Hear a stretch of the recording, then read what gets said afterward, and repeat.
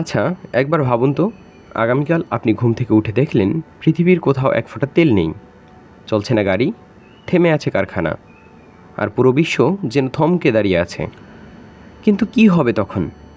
চলুন আজকে আমরা জেনে আসি এমনই একটি বাস্তব, ভয়ঙ্কর ভবিষ্যতের গল্প। তার আগে বলে রাখি, আপনি যদি এই চ্যানেলে নতুন হয়ে থাকেন তবে প্লিজ সাবস্ক্রাইব করে বেল আইকনে ক্লিক করবেন, আর যদি ইতিমধ্যে সাবস্ক্রাইব করে থাকেন তাহলে অসংখ্য ধন্যবাদ। আপনাদের সাথেই তো চলুন ভিডিও শুরু করা যাক। তেলবিহীন পৃথিবীর প্রথমেই যেই বিষয়টা ঘটবে সেটা হচ্ছে পরিবহন ব্যবস্থা।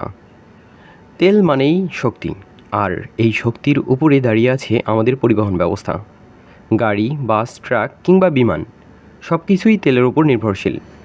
তেল না হলে একদিনই সব রাস্তাঘাট ফাঁকা হয়ে যাবে, পণ্য এক জায়গা থেকে আরেক জায়গায় নেওয়া যাবে না, ফলে বাজারে খাবার, ওষুধ সব কিছু সংকট দেখা দিবে।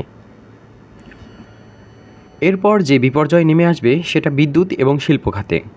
তেলের একটা বড় অংশ ব্যবহার করা হয় বিদ্যুৎ উৎপাদনে। তেল শেষ মানে সব জায়গায় অন্ধকার নেমে আসবে, কারখানাগুলো বন্ধ হয়ে যাবে, প্লাস্টিক, সার, রাসায়নিক এসব উৎপাদন থেমে যাবে, ফলে লাখ লাখ মানুষ চাকরি হারাবে। এর পরবর্তীতে প্রভাব পড়বে কৃষিক্ষেত্রে। কৃষিতে এর প্রভাব পড়বে ভয়াবহভাবে। আমরা কৃষি বলতেই সাধারণত জমি এবং ফসল ফলানোকে বুঝে থাকি, কিন্তু বাস্তবে কৃষি তেলের ওপর নির্ভরশীল। ট্রাক্টর, সেচ মেশিন কিংবা ফসল পরিবহন ব্যবস্থা সব কিছুতেই লাগে জ্বালানি। তেল না থাকলে সেই সকল মেশিন চলবে না, খাদ্য উৎপাদন কমে যাবে, দেখা দিবে তীব্র খাদ্য সংকট। তখন খাদ্যের দাম হয়ে যাবে আকাশ ছোঁয়া, এবং সেটা সাধারণ মানুষের নাগালের বাইরে চলে যাবে। এমতো অবস্থায় খাদ্যের অভাবে দুর্ভিক্ষ পর্যন্ত দেখা দিতে পারে। এর পরবর্তীতে যেই প্রভাবটি পড়বে সেটা হচ্ছে অর্থনৈতিক প্রভাব। যখন একই সাথে কৃষি, শিল্প এবং পরিবহন ব্যবস্থা ধসে পড়বে, তখন পুরো অর্থনীতি ভেঙে পড়বে, স্থবির হয়ে পড়বে দেশের অর্থনৈতিক চালিকা শক্তি। পুরো দেশের অর্থনীতি ভেঙে পড়বে, দেশের আয় কমে যাবে, ব্যবসা বাণিজ্য বন্ধ হয়ে যাবে, এমনকি দেশ দেউলিয়া হয়ে যেতে পারে। এখন প্রশ্ন হচ্ছে, আশা কি একেবারেই নেই? এর থেকে উত্তরণের কোনো উপায় কি একেবারেই নেই? সব কিছুই কি এখানেই শেষ হয়ে যাবে?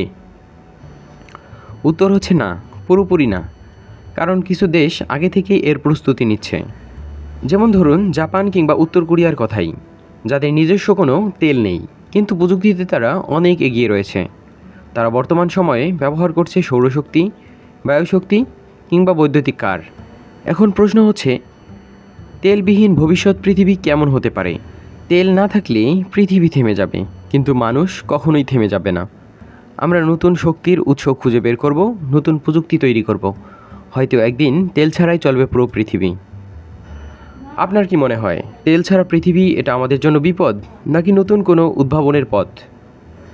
কমেন্ট করে জানাতে পারেন আপনার মূল্যবান মতামত।